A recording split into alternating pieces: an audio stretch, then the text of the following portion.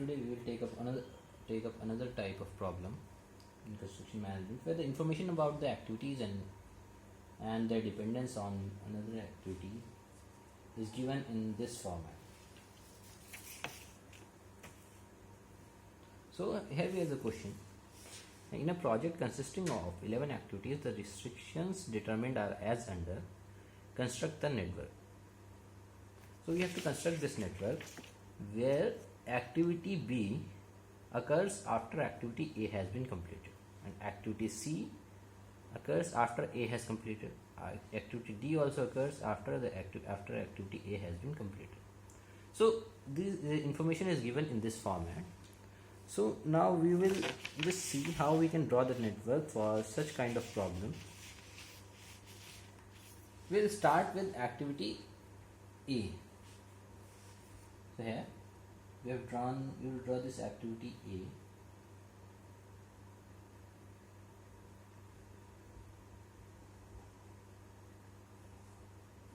This is activity A. Now we see that B, C and D, there are three activities which are starting after A has been completed. So we'll draw these three activities as activity B, C and D.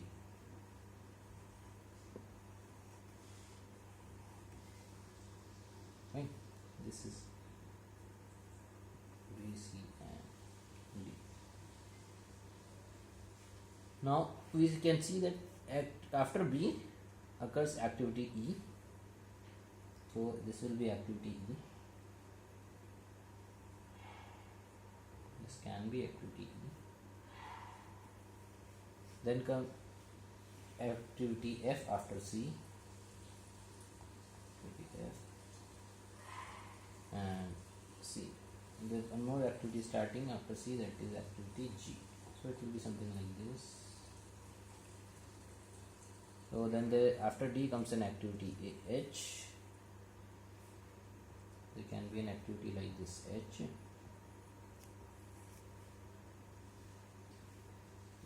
After E comes an activity I. So after this comes activity something like this I.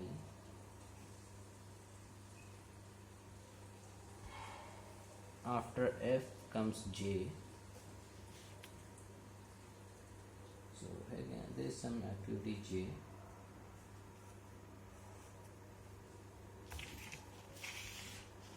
Then comes activity, after G comes activity K. There is some activity K.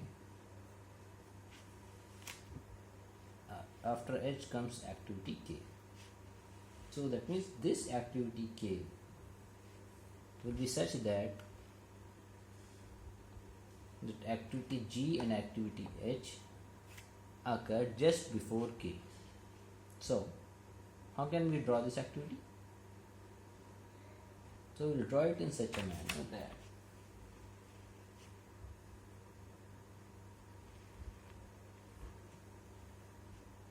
activity G will be like this. This is activity G, and activity K occurs after H, and G and K occurs after G and H. Fine. Now we go ahead as I, J and K. So there is no activity occurring after I, J and K, after these activities. So these will be the terminal activities. That will be happening. That means the node in which these three activities will end will be the final event or the last node. So how we will draw this? We will join these activities in such a manner that this J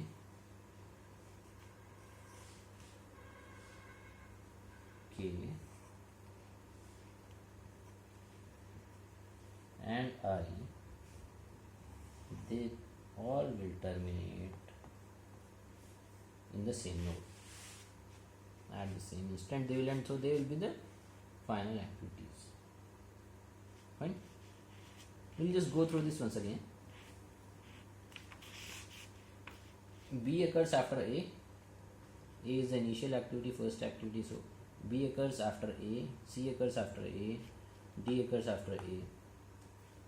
So E occurs after B, F occurs after C, G occurs after C, H occurs after D. So E occurs after B, and F occurs after E occurs after B, that we've seen. I occurs after E, F occurs after C, so J occurs after F, K occurs after G and H. Fine. So here the problem has been completed. One more thing we can see here, that if we want to number these events or nodes, how we can number these. So there is a method of doing this, that is known as Fulkerson's rule of node numbering. We call it Fulkerson rule of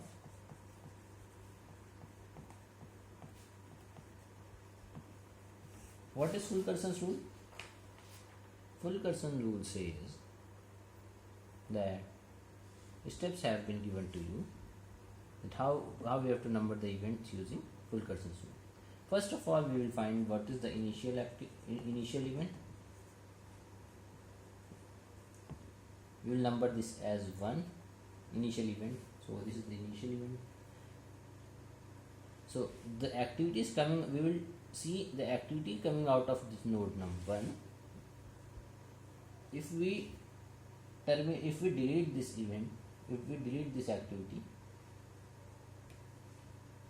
then we'll just see where the Fulkerson's rule is given.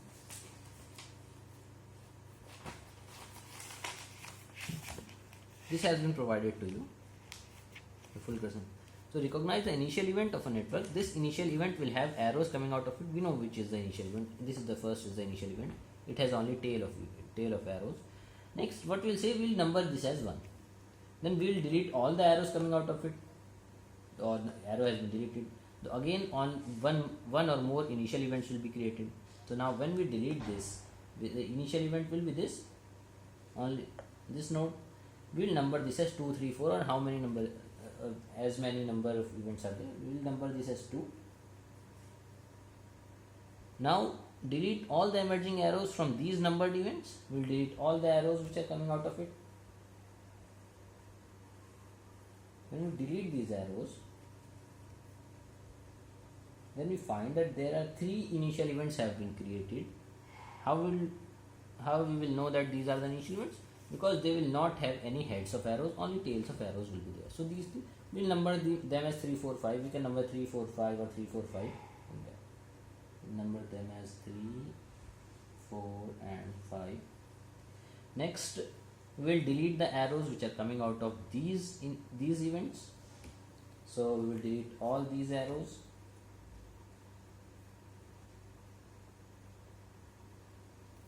When we delete these arrows, the events that have been initial events that have been created are these 3. We'll number them as 6, 7, 8. And similarly, we will approach to the last event, that is 9. Fine. This rule of node numbering is known as Fulkerson's rule of node numbering.